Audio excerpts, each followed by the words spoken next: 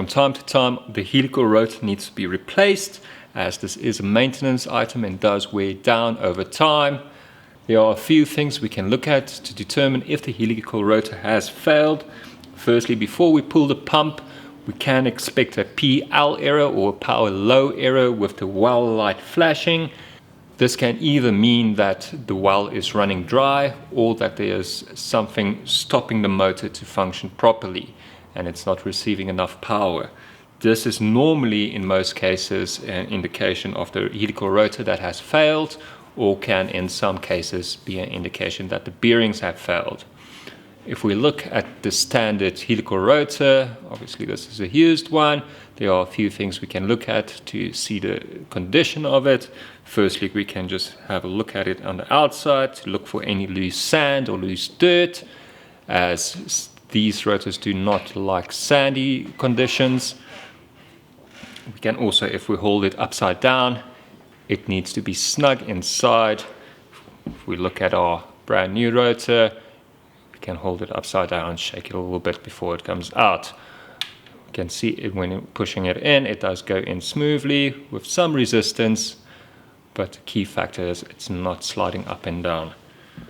Secondly, we can look at on the stainless steel shaft for any wear marks.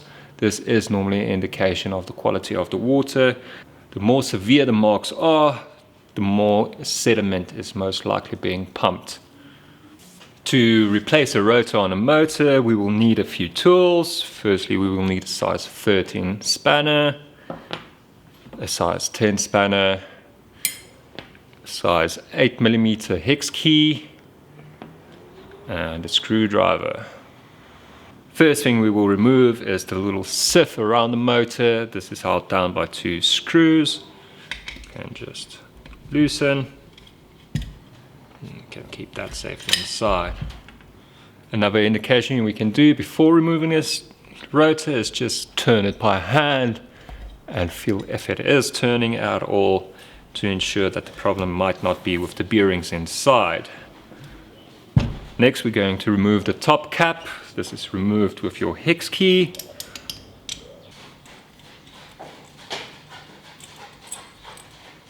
After we've removed the bolts on the top, we can remove the top cap, slide it down the cable.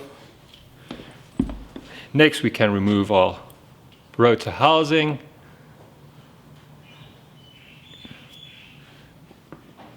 Then we can proceed by loosening the 3 bolts on the side, that's of the wet end. And when those are removed, we can remove the top end. Naturally just keeping all the nuts and bolts together. Once that is removed, we can proceed to remove the helical rotor. This is done with your number 13 spanner. Located at the bottom is a cutout, notch cutout, and then we are turning to the right. These rotors are reverse threaded to ensure they do not come loose during operation.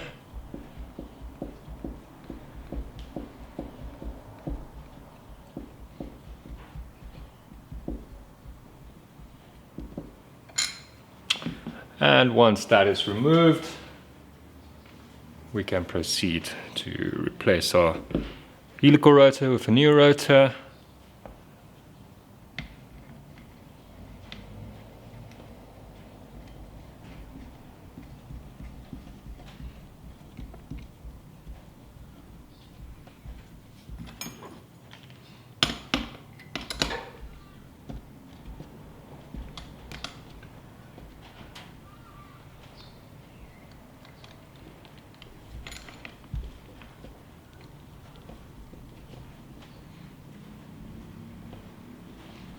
You can tighten it down by hand.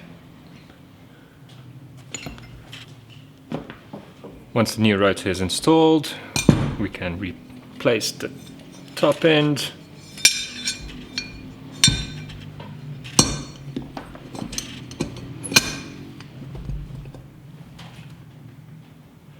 This is also important just to ensure we include the spring washer with the nut when tightening down. Just to ensure that there is no separation during operation. Once that is replaced, we can replace the top end of the rotor. We can see it does turn relatively easily inside. And we can replace the top cap. Again, we can just add our spring washers and hex nuts.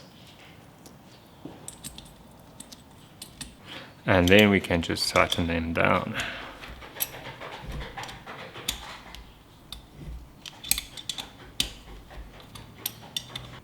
Then as a last visual test, we can just turn the rotor again.